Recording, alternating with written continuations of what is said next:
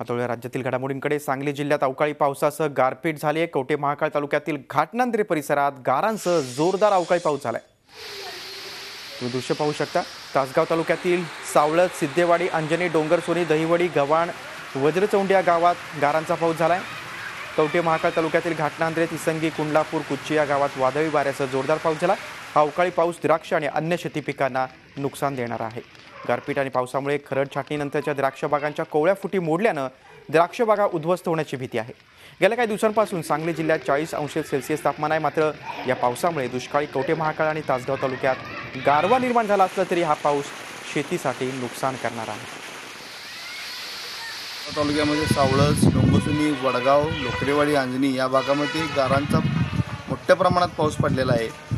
या गारांच्या पाऊसमुळे पडल्यामुळे द्राक्ष बागेचे भरपूर नुकसान झालेले आहे। कवठे महाकाळ तालुक्यामध्ये कुची, घाटनांद्रे यामध्ये शेतकऱ्यांचे भरपूर प्रचंड प्रमाणात नुकसान झालेले आहे। झी 24 तास रहा एक पाऊल पुढे।